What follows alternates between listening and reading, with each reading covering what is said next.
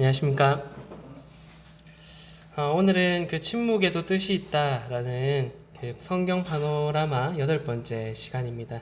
신구약의 이제 중간기, 성경에 기록되어 있지 않는 그런 중간기에 대한 부분들을 오늘 함께 살펴보도록 하겠습니다.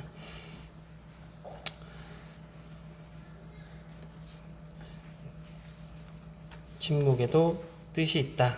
신구약 중간기에 대해서 이제 성경 파노라마 8번째 시간 한번 살펴보도록 하겠습니다. 신구약 중간기, 그러니까 이제 말라기가 끝이 나고요. 그 다음에 마태복음이 시작되기 전까지의 그런 400년의 시간을 이제 신구약 중간기 혹은 이제 침묵기라고 이렇게 얘기를 하기도 합니다. 이 기간에는 특별히 선지자에 대한 그런 기록이 없습니다. 그리고 하나님께서 그 백성들에게 특별히 어떤 말씀을 했다라는 그런 기록들이 되어 있지 않습니다. 그래서 이제 하나님께서 특별히 이런 계시나 선지자를 보내지 않았던 그런 기간이라고 해서 이제 침묵기나 또 중간기 이렇게 불려지는 기간입니다. 하지만 하나님께서 이 침묵했던 이 시간 400년이라는 시간 동안에 그냥 가만히 계셨던 것은 아니었습니다. 하나님께서는 또 끊임없이 이제 예수님이 오실 것과 또 장차 복음이 전파될 것에 대해서 끊임없이 준비했던 그런 기간이기도 합니다. 그때 이제 근동의 패권, 그 다음에 유대 민족의 그런 분파가 또 있었고요. 그리고 그때 물론 이제 그런 공식적인 성경에 들어온 그런 정경 안에 들어온 그런 기록들은 없었습니다만은 또 여러 가지의 그런 문헌들을 오늘 한번 살펴보면서 이제 하나님께서 이 기간에 앞으로 있을 일들을 어떻게 준비하셨는지에 대해서 함께 살펴보면은 좋을 것 같습니다.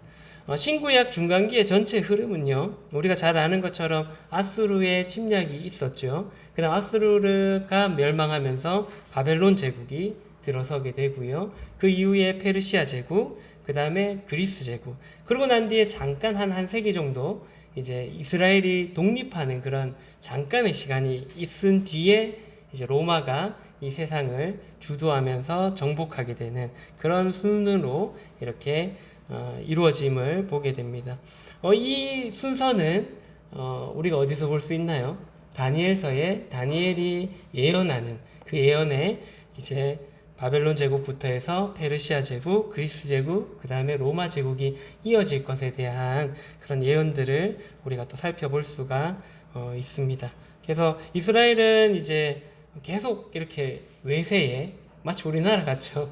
외세에 침략을 당하면서 지금까지도 그런 외세의 침략을 걱정하면서 살아가고 있는 그런 국가가 되어 있습니다. 먼저 아수르 제국부터 한번 보도록 하겠습니다. 아수르 제국의 그 정복의 범위입니다. 꽤 넓죠. 이스라엘의 전체 지역은 다 이렇게 했고요. 그 다음에 이집트까지 그 영향이 미쳤음을 볼 수가 있습니다. 아수르 제국은 우리가 잘 아는 것처럼 북이스라엘을 정복하고 그 백성을 이제 세계 각지로 흩어버렸습니다. 그리고 이제 이때의 그 아수르 제국의 그런 정책 중에 하나가 그 민족성을 흐리기 위해서 다른 민족들과 이렇게 통혼하도록, 이렇게 이방 민족들과 결혼하도록 강제로 또 자유롭게 할 수 있도록 그런 분위기를 만들어서 이제 혼혈족을 만든 시대가 이 아수르에 있었던 일입니다. 그래서 우리가 잘 아는 것처럼 사마리아인이라고 불리는 그런 특수한 그런 민족이 이때에 형성되게 되었고요. 유대인들은 지금도 그렇지만은 그때 당시 예수님이 오셨을 당시 우리 성경의 기록을 봐도 이제 사마리아인하고는 상종하지 않았던 그런 민족이었습니다. 그래서 어떻게 보면 예수님께서 그 이제 예루살렘으로 내려가는 중에 사마리아 여인을 만났던 그 일 자체는 굉장히 제자들에게도 그렇고요, 유대인들에게 혹은 또 그 당사자였던 사마리아 여인에게도 굉장히 쇼킹한 일, 유대인들이 절대 말도 걸지 않았는데 그러한 일들이 있었던 것을 그 사마리아인이 생성되었던 그 시기가 바로 아수르가 이제 이 이스라엘 땅을 지배했던 그런 시기였다라고 보시면 될 것 같습니다. 그래서 아수르는 북이스라엘을 침공해서 정복을 하게 되었고요. 근데 아직은 그 남유다는 아수르에 의해서 멸망당하지는 않았습니다. 그래서 남유다는 그 덕분에 이제 한 세기 반 정도 더 이제 자신들의 민족을 유지할 수가 있었던 것입니다. 남유다의 이제 유대인들은 이방 민족과 통혼하는 것을 굉장히 싫어했습니다. 지금도 그렇고요. 그래서 그 민족들과 차라리 이방인들과 결혼할 바에는 차라리 죽는 게 낫다라고 생각했을 정도로 이제 그런 마음들을 가졌던 게 남유다의 그런 생각입니다. 물론 그게 어떻게 보면 하나님을 정말 경외하는 마음에서 나았다라기보다는 그들의 전통과 그런 관습들이 그렇게 굳혀졌기 때문에 아마 그런 생각을 가졌다라고 생각을 해보게 됩니다. 그래서 이제 예수님이 오셨을 그 당시에 이 팔레스타인 지역이 이제 북쪽으로부터 해서 이제 이방인, 그 다음에 사마리아인, 유대인 순으로 이렇게 형성되게 되었던 것도 이제 아수르가 이 사마리아 지역, 북이스라엘 지역을 정복했기 때문에 그렇게 되었다라고 보시면 될 것 같고요. 아수르는 이제 BC 612년까지 존속하다가 이제 신흥 바벨론 제국에 의해서 이제 멸망당하게 되는 그런 역사가 있게 됩니다. 그 다음은 이제 바벨론 제국인데요. 바벨론 제국은 그 다니엘이 예언했던 금의 나라입니다. 그 612년부터 BC 536년까지 팔레스타인 지역의 패권을 장악했던 제국이었고요. 바벨론의 이제 느부갓네살 왕이 BC 606년에 남유다를 이제 침공하게 됩니다. 그리고 BC 586년에 이제 예루살렘의 성전과 성벽을 이제 파괴하면서 완전하게 정복하게 되었죠. 다니엘서를 읽어보게 되면은 이제 느부갓네살이 유대인들을 잔혹하게 대한 것에 대해서 이제 어떻게 또 앞으로 보응하실 것에 대해서도 예언이 되어져 있습니다. 그래서 이제 남유다는 그 바벨론에 이제 끌려가서 70년 동안 포로 생활을 하게 되었습니다. 그래서 이제 예루살렘에는 성전이 없어지게 되었고요.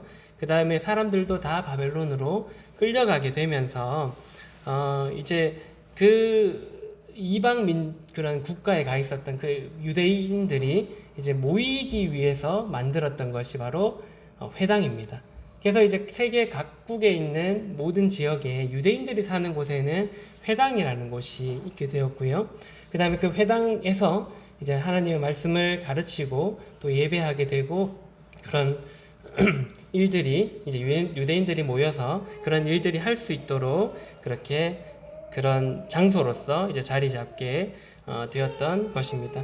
예수님께서도 이 땅에 오셨을 때 가버나움이랑 이런 여러 지역에서 회당에서 가르치시고 유대인들에게 하나님의 말씀을 전했던 것을 우리가 볼 수가 있습니다. 그리고 사도행전에 이렇게 보게 되면은 사도행전에 그 사도 바울도 그렇고요. 제자들도 그 세계에 이렇게 복음을 전할 때 유대인들이 모여 있었던 그런 회당에서 처음에 복음을 전하는 것을 시작하는 그런 전초 기주로 삼았던 것을 우리가 또한 살펴볼 수가 있습니다.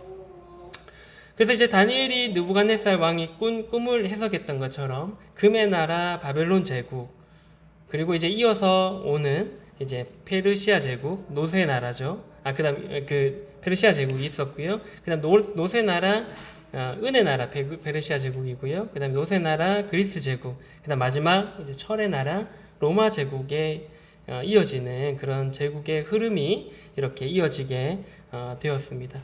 그래서 다니엘이 그때 당시에 했던 그 예언이 너무나 상세하고 또 정확하게 이어지게 되는 것을 우리가 살펴볼 수가 있습니다. 그래서 이제 후대에 그 다니엘서에 예언되어 있던 것들을 보면서 그런 페르시아 제국이나 그리스 제국이나 로마 제국이 이렇게 이어지는 제국의 형성을 보면서 사람들은 다니엘서는 이제 그런 일들이 다 일어난 이후에 로마가 그런 형성되고 난 이후에 기록되어졌다라고 할 만큼 그렇게 이제 정확하게 그 예언들이 이루어졌음을 볼 수가 있습니다. 이는 하나님께서 그 역사를 주관하시고 계획하셨던 대로 이루셨기 때문에 있을 수 있는 일이었고요. 사람들이 볼 때는, 하나님을 모르는 사람들이 봤을 때는 이해할 수 없을지라도 하나님께서는 계획하신 대로 그 일들을 다니엘에게 보여주셨던 것처럼 하나하나씩 이루어 가셨던 것을 우리는 잘 알고 있습니다.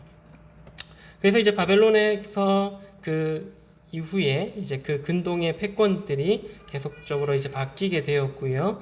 그 이후에는 이제 페르시아 제국이 이제 일어나게 되었습니다. 페르시아 제국은 이제 그 바벨론이 이제 BC 536년에 페르시아 제국에 의해서 이제 멸망당하게 되었고요. 바벨론을 정복했던 그 페르시아 제국의 초대 왕이 누구였나요? 고레스가 이스라엘이 복귀할 수 있도록 예루살렘 성전을 다시 짓게 하고 그 다음에 성벽을 다시 재건하게 해서 예루살렘이 다시금 회복될 수 있도록 해주었던 그런 이방의 왕이었습니다. 이제 그때 당시에 지어졌던 그 예루살렘의 성전은 솔로몬이 지었던 성전에 비하면 굉장히 초라하고 작은 성전이었습니다. 그래서 이제 그 기록에 보면 그 성전을 보면서 울었다라고 기록이 되어 있는데 두 가지 이유였습니다. 다시금 회복된 것에 대한 기쁨의 울음과 예전에 그 화려하고 멋있었던 하나님을 섬겼던 그 좋았던 성전의 모습을 기억했던 이제 어르신들이 참 초라하게 다시금 세워졌구나 하는 그런 슬픔의 눈물이 이렇게 만감이 교차하는 그런 울음이 있었습니다. 그리고 이제 이때부터 서기관들이 하나님의 율법을 가르치고 해석하는 그런 공식적인 집단으로서 활동하기 시작하게 되었습니다. 그래서 이 시기에는 예루살렘이 다시금 회복하고 그런 민족성에 대한 회복과 또 영적인 회복이 조금 일어났던 그런 시기라고 보시면 될 것 같습니다. 그래서 이제 구약의 기록은 이 페르시아 제국의 이야기에서 이제 끝이 나게 됩니다. 그 이후의 기록들은 이제 구약에 기록되어져 있지는 않습니다. 그래서 페르시아의 팔레스타인 지배는 BC 332년까지 이제 계속해서 지속하게 되었습니다. 그 다음은 이제 그리스 제국입니다. 페르시아 제국은 이제 그리스 제국에 의해서 멸망당하게 되었는데요. 그리스에 멋진 왕이 있었죠. 누군가요? 우리 역사책에서 많이 보는 알렉산더 대왕이 이제 그리스의 왕이었습니다. 그래서 알렉산더 대왕은 마치 우리나라의 광개통대왕처럼 영토 확장에 굉장히 열의를 가졌고요. 그렇게 많이 노력을 했던 그런 왕이었습니다. 그래서 이제 그 영토 확장을 해가면서 그 정복했던 나라의 그리스 문명을 이제 계속 심어주게 되고 이제 확산시키게 되었던 그런 시기였습니다. 그런데 이제 안타깝게도 만약에 알렉산더 대왕이 좀 더 오래 살았다면은 모르겠습니다. 세계를 전체적으로 다 정복했을 정도의 그런 능력 있는 왕이었는데 32세라는 젊은 나이에 이제 그 알렉산더 대왕은 요절하게 죽게 되었습니다. 그러고 난 뒤에 이제 나라는 점점 쇠약하게 되었고요. 그 이후에 이제 150년 동안 이 제국이 지속되다가 이제 멸망하게 되었습니다. 로마에 의해서요. 그래서 이제 예수님 당시에 통용되었던 그 헬라어는 이제 그리스어죠. 이 그리스 시대에 이 헬라어가 전 세계적으로 정착하게 되었던 것을 이제 볼 수가 있습니다. 그래서 이 신약 성경은 그래서 이제 이 헬라의 문명의 영향을 받은 사람들이 많이 살고 있었기 때문에 헬라어로 이제 기록되어지게 되었고요. 그렇기 때문에 마치 지금의 영어가 좀 세계의 공용어가 된 것처럼 헬라어가 좀 공용어가 되어 있었기 때문에 헬라어로 적혀 있던 그 성경이 쉽게 전 세계로 전파될 수 있도록 하는 기반을 마련했던 것입니다. 만약에 구약의 그 히브리어처럼 히브리어로 만약에 신약도 기록이 되어졌다면은 그 전파되는 속도가 굉장히 늦어졌을 거라고 생각을 합니다. 왜냐하면 히브리어를 다시금 헬라어로 번역했어야 됐고 또 헬라어를 또 다른 언어들로 번역을 했어야 되는 상황이 있고, 또 이제 히브리어로 적혔다면은 또 헬라어로 번역하는 과정에서 그런 뜻들과 좀 모호해지는 부분들이 생겼을 건데,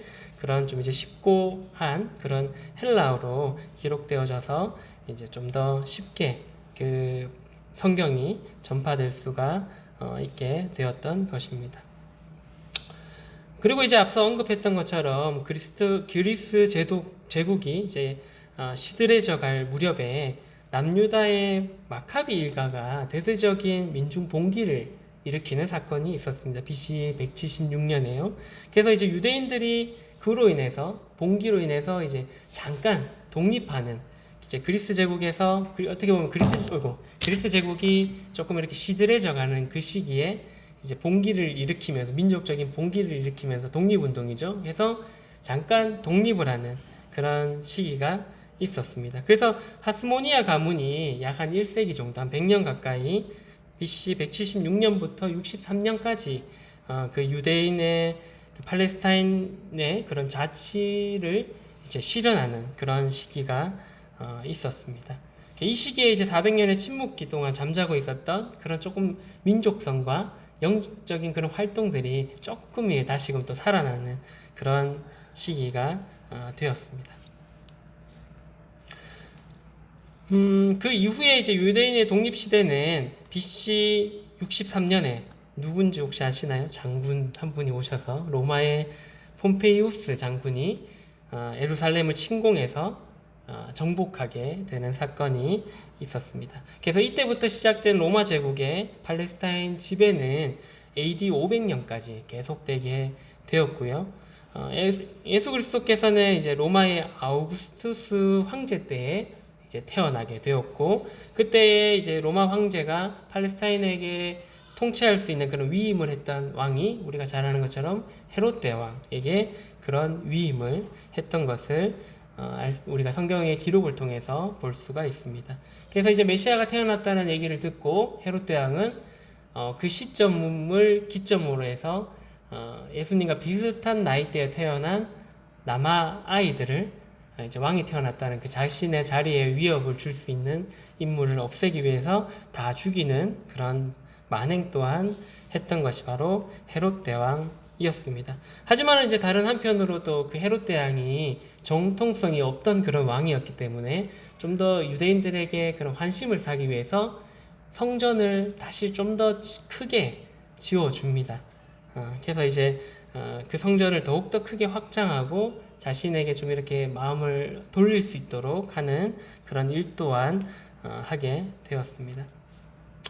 어쨌든 로마 제국이 이제 들어서면서 이제 팍스 로마나, 이제 로마에 의한 평화라고 하는 그런 시대에 전 세계를 하나의 이웃으로 이제 만드는 그런 작업들을 이제 로마가 해 나가기 시작했습니다. 그래서 이제 이러한 것들이 어떻게 보면 기독교가 좀 빨리 복음이 전파될 수 있도록 하는 그런 기틀을 마련하기도 했는데요. 이런 팍스 로마나라는 이제 로마에 의한 평화를 얘기를 하면서 로마가 했던 것 중에 하나가 도로 건설이었습니다. 그래서 도로를 열심히 닦아서, 모든 세계의 길은 로마로 통한다고 하잖아요.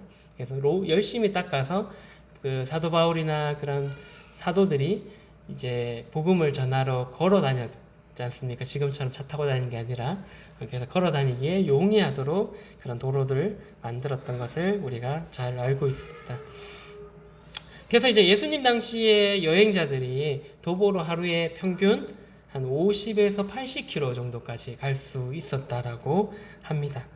근데 이제 로마의 그런 도로가 건설되기 전에는 15km에서 한 30km 정도 걸으면 많이 이동했다라고 그래 봤었는데, 이제 로마의 그런 도로 건설로 인해서 이제 많이 가면 이제 50에서 80km까지도 이제 갈 수 있는 그런 길을 닦아놨던 것입니다.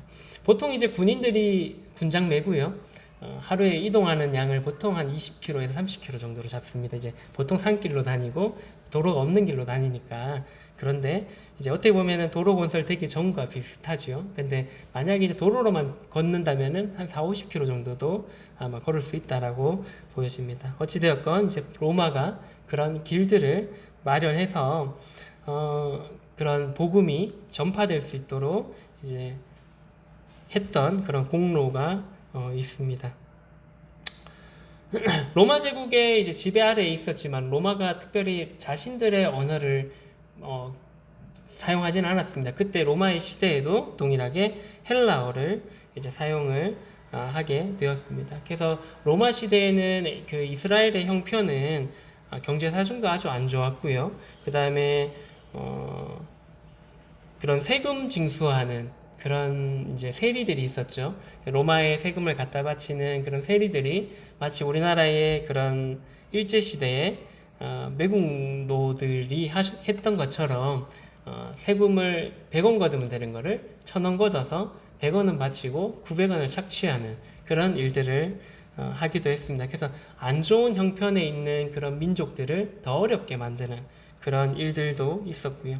그다음 유대인의 그런 제사장들도 이제 성전이 복구가 되었기 때문에 있었습니다만은 그런 레위 시대처럼 그런 전통성을 이어오는 것이 아니라 좀 사고 파는 그런 제사장의 직분을 사고 파는 그런 일들로 인해서 어떻게 보면은 그런 전통성도 무너지고 여러 가지 신앙적으로도 굉장히 피폐했던 그런 시기였습니다. 그렇기 때문에 이제 그런 제사장을 사고 팔 수밖에 없는 이유가 그런 재물들을 팔면서 그런 이득들을 취할 수 있었기 때문에 좋은 직업으로서 그런 사고 팔았던 일들이 있었던 것입니다.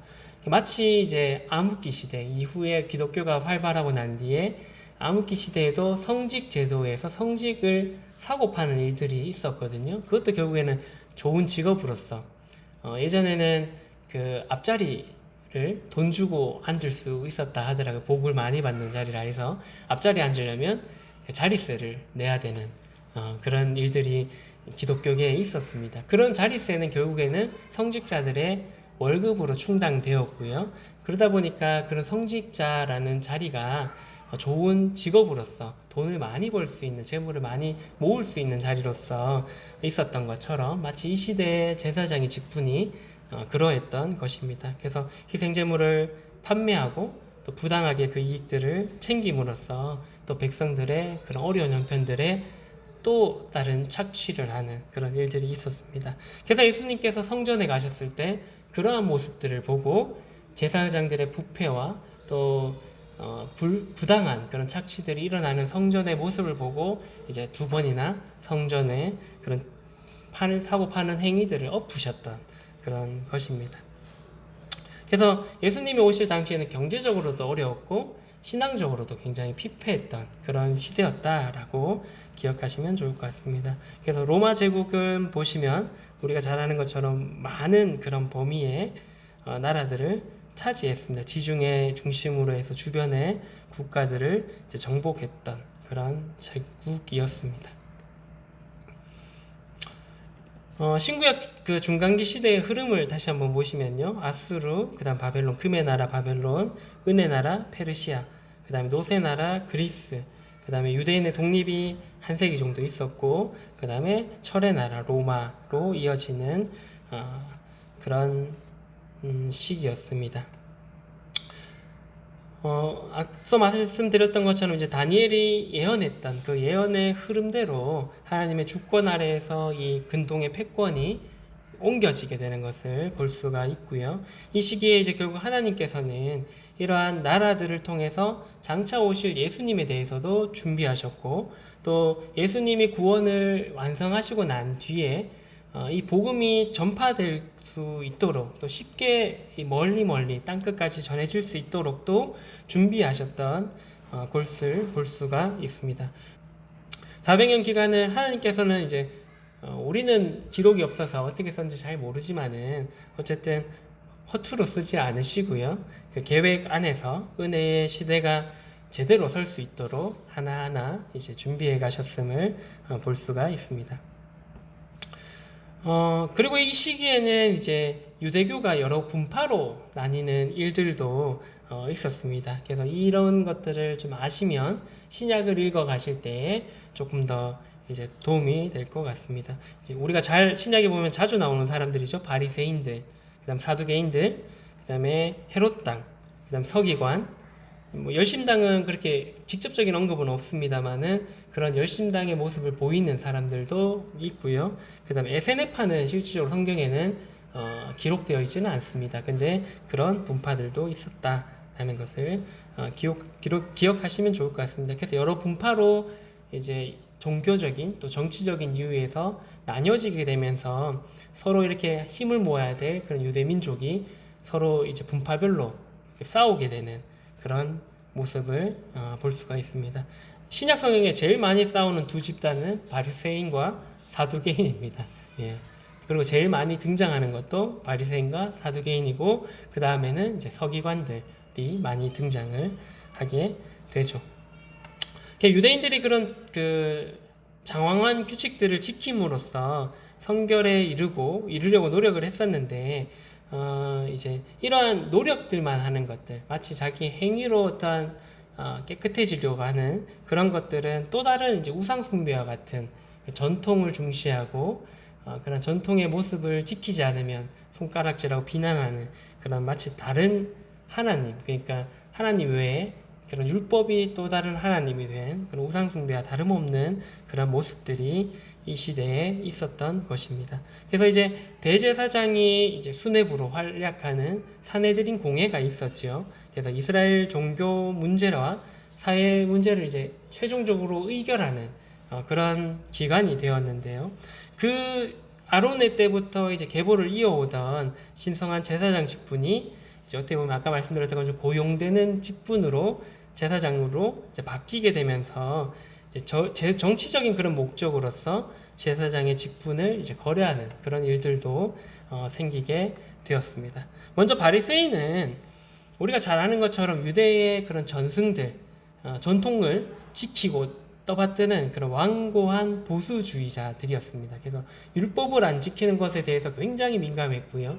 율법뿐 하나님의 말씀 이외에도 유대인의 그런 전통들, 손 씻는 일들, 손 씻고 밥 안 먹고 이런 것들도 굉장히 민감했습니다. 그래서 원래 자기들이 지켰던 성경의 율법 외에도 자기들의 전통들을 굉장히 고수하는 그런 집단들이 바로 바리새인들이었고요. 대부분 이제 바리새인들은 중산층이 많았습니다. 그래서 일반적인 그런 지도자들로 보시면 될 것 같습니다. 그 다음에 이제 사두개인들은 상류층의 종교적, 정치적 그런 자유주의자들이었습니다. 그래서 사회에 관심을 많이 갖고 있었고요. 정치적인 일에 관심을 많이 가졌던 그런 집단이고, 그래서 이 돈 많은 부유한 상류층의 합리주의자들이었기 때문에 부활과 또 영원 불멸에 대한 그런 사실들을 믿지 않았습니다. 그래서 우리가 신약에 보면은 이러한 것들로 바리새인들과 싸우는 모습들도 많이 보게 되고요. 그 다음에 예수님에게도 이러한 부활이 없다는 것을 증명하기 위해서 이제 질문하는 것도 바로 사두개인이었습니다. 그 유대인의 전통에 따라서 7번 결혼하면 나중에 죽고 나면 천국 가면 누가 그 사람의 남편이 됩니까? 라고 이제 오해하고 질문했던 그 집단이 바로 사두개인이었던 것입니다. 그래서 그들은 이제 전통도 반대했고요. 그래서 그 전통을 이 사람들도 지키지 않았기 때문에 바리새인들과도 많은 대립이 있었던 그런 집단이 사두개인입니다. 그 다음에 이제 서기관들은 아까 말씀드렸던 것처럼 이제 율법을 가르치고 했던 바벨론 시대에 이 서기관들이 생겼거든요. 그래서 그때부터 이제 율법을 가르치고 해석하는 일을 전문했던 그런 집단이 바로 서기관들이었습니다. 그래서 구약과 전통을 이제 공부하면서 백성들에게 가르쳤기 때문에 백성들의 그런 높은 신망과 또 존경을 받았던 집단이 바로 서기관들이었습니다. 근데 서기관들의 단점은 너무 사소한 문제, 쓸데없는 문제들에 너무 목숨 거는 거였습니다. 그래서 그냥 넘겨도 될 문제들을 하나 잡으면 끝까지 물고 이제 비판하고 또 판단하는 그런 집단이 바로 서기관들이었습니다. 그 다음 헤롯 당은 헤롯 가문의 권력을 유지하기 위해서 전념하는 현상을 유지하기를 원하는 그런 현상 유지파의 유대인들이었습니다. 그래서 그들은 이제 예수님을 정치적인 반동주의, 왜냐하면은 이스라엘 왕이라고 얘기를 했기 때문에 반역하는 그런 집단으로 봤던 것이 헤롯 당의 사람들이었습니다. 그 다음 열심당은 그 헤롯 당의 정치적으로 로마에게 항거하기 위한 그런 집단이었고, 어떻게 보면 독립투사와 같은 이스라엘의 독립을 바랬던 그런 집단들이었습니다.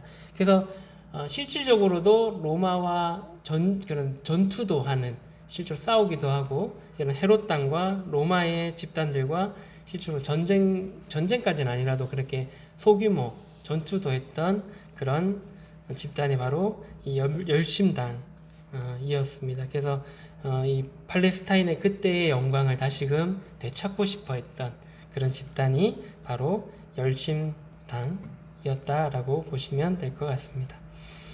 그 다음에 마지막으로 에세네파는 사회적으로부터 고립되어 있던 고립주의자들이었습니다. 그래서 세상이 너무 타락하고 또 막 포로로서 어떻게 보면 이제 독립하지 못하는 그런 국가에 속해 있다 보니까 이 세상을 완전 등져버리고 이제 굴 속으로 들어가는 그런 집단이 바로 에세네파 집단입니다. 그래서 쿰란 지역의 황폐한 그런 동굴에 응거하면서 이제 그런 유대 사회의 부패한 종교적 현실을 이제 회피하려고 했던 그런 집단인데, 이 집단이 알려지지 않다가 1947년에 쿰란 지역의 한 동굴에서 뭐가 발견되었나요?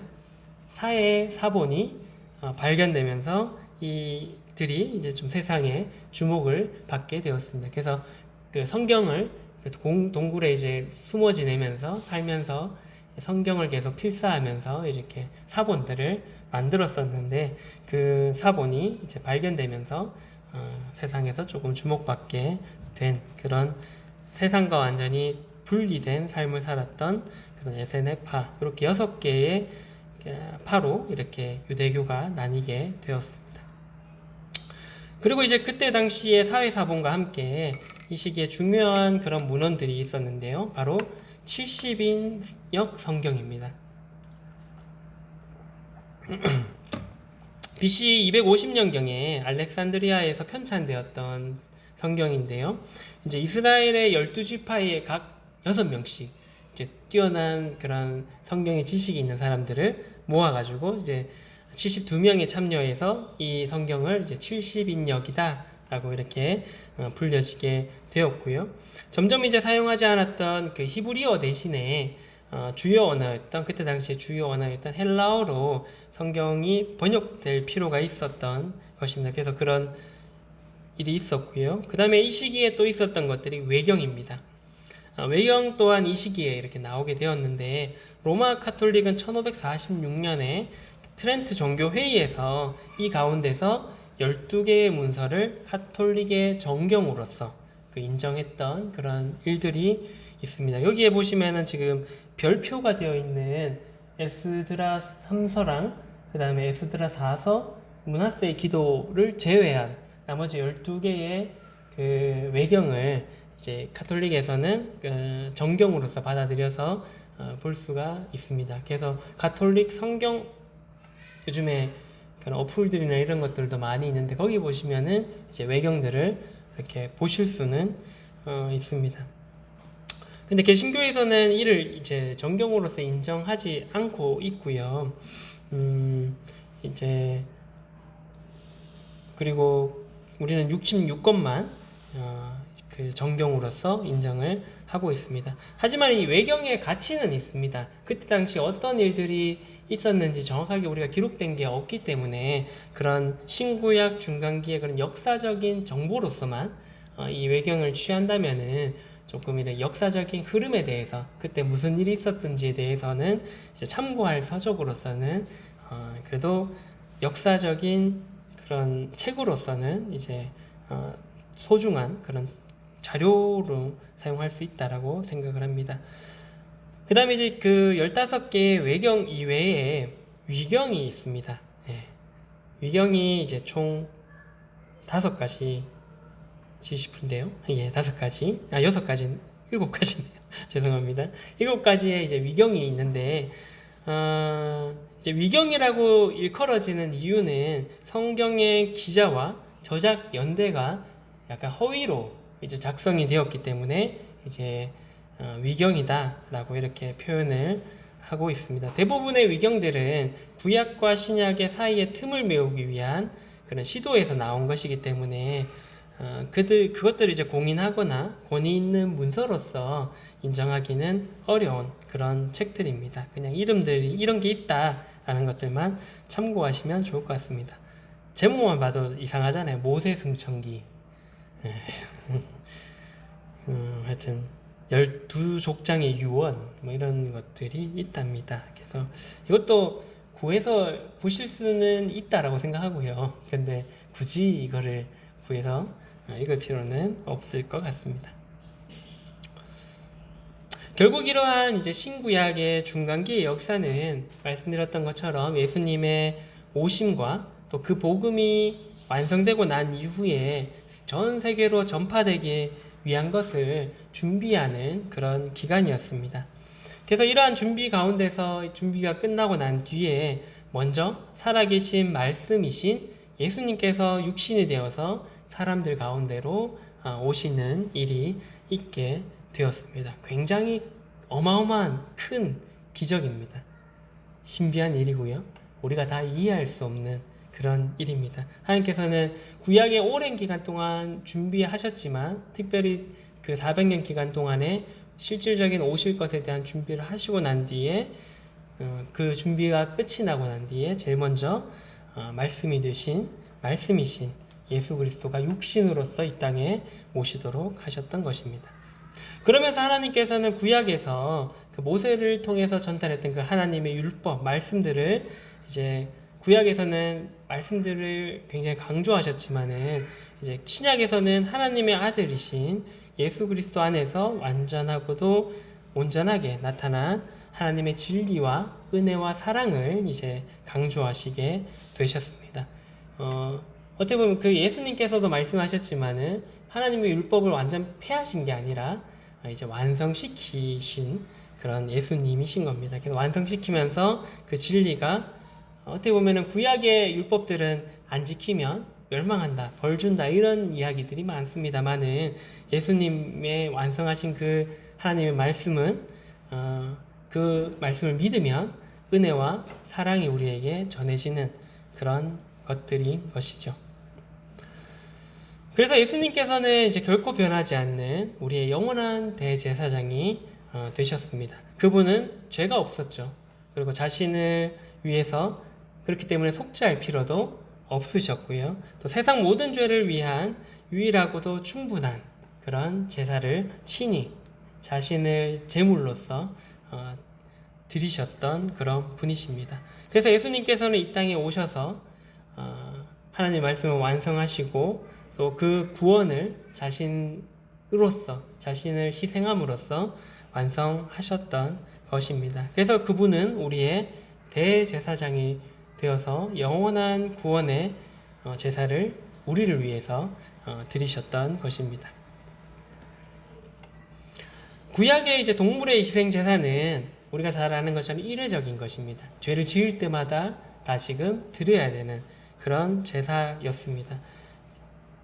완전히 죄를 씻을 수 없었고요. 예수님께서 이제 완전한 그런 제사를 죄를 씻는 제사를 드리기 전까지 잠시 그 죄를 덮어놓는 그런 제사였을 뿐이었습니다. 하지만 예수 그리스도께서 이제 염소와 송아지 피가 아닌 자신의 피로써 영원한 속죄를 이루시고 우리의 죄를 완전히 씻어 주신 것입니다. 어떻게 보면 그로 인해서 우리가 죄의 종이었던 그런 사람들이었는데 이제는 여기에 나와 있는 것처럼 그 은혜를 누릴 수 있는 하나님의 자녀가 되는 권세를 얻도록 하셨습니다. 그래서 예수님의 그런 희생과 수고는 우리의 신분을 완전히 바꿔주는 그러한 사건이 되었던 것입니다. 그래서 일시적인 이제 만나를 먹었던 지난 시간에도 만나에 대해서 얘기를 했었는데요. 구약의 이스라엘 백성과는 달리 우리는 이제 생명의 떡을 먹는 그런 특권을 받게 되었습니다. 한 번씩 이제 만나가 어땠을까, 어떤 맛일까 참 궁금하기도 하고 한번 먹어보면 좋겠다라는 생각을 해보기도 합니다만은, 어떻게 보면 구약의 그 이스라엘 백성들이 먹었던 그 만나보다도 우리는 더 큰 은혜로운 그런 떡을 우리가 먹을 수 있는 그런 특권을 누리게 된 자가 되었습니다. 그래서 우리는 이러한 큰 은혜를 입었기 때문에 이제 매주 주님께서 분부하신 대로 그 은혜를 기념하고 이제 떡과 잔을 바라보면서 감사하고 찬양을 드리는 그런 예배의 시간을 우리가 가지고 있는 것입니다. 성경의 이제 모든 이야기들은 예수 그리스도를 중심으로 이렇게 이루어져 있습니다. 이 중간기, 앞서 살펴보았던 그 신구약의 중간기 또한 예수 그리스도가 오실 것을 준비하는 그런 시기였고, 예수님께서 오시고 난 뒤에, 구원을 완성하시고 난 뒤에 그 복음이 쉽게 전파될 수 있도록 준비하는 그런 시기였습니다. 그렇기 때문에 그런 준비가 있었고, 또 적절한 시기에 오셨기 때문에 우리까지 이 동방의 완전 극동에 있는 우리까지에게도 그 복음이 전파되고, 또 이 조그만한, 어떻게 보면은 전 세계로 봤을 때 굉장히 작은 도시 대구에 사는 우리가 그 복음을 듣고 믿고 그 은혜에 동참할 수 있게 된 것입니다. 참 감사한 일이죠. 예. 만약에 예수님께서 한 세기만 더 빨리 오셨다면 아마도 이렇게 빨리 전파되거나 하지는 못했을 거라고 생각을 합니다. 그래서 로마의 도로도 안 갖춰져 있고, 여러 가지 상황들이 하나님께서 가장 적절할 때에 준비하신 대로 예수님을 이 땅에 보내주셨던 것입니다. 이제 그 구약의 시대는 하나님의 계명을 돌판에 새겨서 백성들에게 주셨죠. 근데 이 시대에 우리에게는 예수 그리스도를 통해서 우리의 마음에 그 말씀을 심어 주셨습니다. 그래서 우리는 그 말씀을 받은 자로서 어떻게 보면 하나님의, 그 성경에도 그런 표현이 있지 않습니까? 하나님의 편지입니다. 우리에게 새겨놓은 하나님의 사랑이 새겨진, 우리는 하나님의 그런 편지들입니다. 그래서 하나님을 모르는 사람들은 하나님을 알기 위해서 이 편지를 열어봐야 되는데, 그 편지가 바로 우리인 것입니다. 그래서 우리가 어떻게 사느냐에 따라서 하나님의 편지의 내용이 달라질 수가 있게 되는 것입니다. 하나님의 마음이랑 하나님의 생각은 변할 수 없지만은 우리 때문에 그 본질이 흐려질 수도 있다라는 것을 우리가 기억할 필요가 있습니다. 그래서 우리의 삶을 통해서 그들이 하나님을 보기 때문에 우리가 그 은혜를 입은 자로서 합당한 삶을 살 필요가 있다라고 생각을 해보게 됩니다. 하나님께서는 400년이라는 시간 동안에 하나님의 복음이 이 땅에 심어질 준비를 하셨습니다. 우리 또한 그 준비하신 은혜를 누린 자들이죠. 그러한 우리가 그러한 하나님의 준비를 방해하는 자가 되어서는 안 될 것입니다. 하나님의 사랑을 나타내야 될 그런 하나님의 편지가 하나님의 사랑과 은혜를 가리게 된다면은 얼마나 슬픈 일이 되겠습니까? 그리고 나중에 하나님 앞에 섰을 때 얼마나 혼나겠습니까? 물론 지옥에 보내시진 않겠지만은 너 왜 그랬냐 그때 라고 하시면서 그 가리신 은혜에 대해서 책망받을 수 있다라고 생각을 해보게 됩니다. 그래서 우리는 그에 합당한 은혜를 받은 자로서의 삶을 살아갈 필요가 있습니다. 오늘 이제 신구약 중간기를 통해서 하나님께서 우리를 위한 어떤 준비를 하셨는지에 대해서 이제 살펴보았습니다. 우리를 위해서 얼마나 많은 일들을 준비하셨고, 또 우리를 위해서 얼마나 큰 일들을 행하셨는지를 우리가 너무나 잘 알고 있습니다. 그래서 하나님께서 이런 준비하시고 행하신 그런 일들이 헛되이 되지 않도록 우리가 사랑과 은혜를 나타내는 그런 자들이 되어야 될 필요가 있습니다. 그리고 또한 우리가 이러한 큰 은혜를, 또 이러한 큰 사랑을 받은 자로서 또 예배를 드리고 하나님을 높이는 일에 소홀히 하지 않는 그런 자들이 될 필요가 있다라고 생각이 듭니다. 그래서 이제 8월 달에 많이 덥고 또 짜증나는 그런 시기입니다. 사람만 이제 땀나는데 옷깃만 스쳐도 화나는 그런 시기가 바로 8월달입니다. 어제부터 해서 이제 좀 다시금 대구다운 그런 날씨가 된 것 같습니다. 근데 우리는 어떻게 보면 그런 이제 은혜를 입은 자로서 좀 짜증 나더라도 또 웃을 수 있고 또 이 받은 소망과 은혜로 인해서 또 감사하는 마음으로 그런 이제 좋은 마음들을 표현할 수가 있다라고 생각을 합니다. 그래서 우리가 받은 은혜가 얼마나 큰지 또 우리가 받은 이 은혜가 얼마나 큰지를 기억하시면서 이제 8월의 첫 번째 주 이제 시작인데요. 조금 덥고 힘들고 짜증이 나더라도 그 받은 은혜를 기억하면서 감사하고 또 하나님을 높이고 찬양하고 또 이 진정으로 그러한 가운데서 우러나는 기쁨을 표현하는 그러한 성도님들이 되시면 좋을 것 같습니다. 네, 기도하고 마치도록 하겠습니다. 사랑해 주님 감사를 드립니다. 오늘 신구약 중간기를 살펴보면서 우리를 위해서 얼마나 많은 준비를 하시고 계획을 하셨는지에 대해서 또 기억해 보게 됩니다. 우리가 무엇이기에 또 이렇게 큰 은혜와 또 준비와 계획들을 하셨는지요. 저희들이 이 은혜와 사랑을 받은 자로서 이 은혜와 사랑을 또 나누고 전하는 일에 힘쓰는 그런 모든 성도님들 되게 하여 주시기를 원합니다. 또한 이 받은 은혜와 사랑을 기억하며 매일매일의 삶에 하나님을 높이고 찬양하며 감사하는 그런 삶을 살아가는 모든 성도님들 될 수 있도록 도와주시기를 간절히 원합니다. 저희들에게 큰 사랑과 은혜를 베풀어 주시면 다시 한 번 더 감사를 드리며 예수님 이름으로 기도를 드렸습니다. 아멘.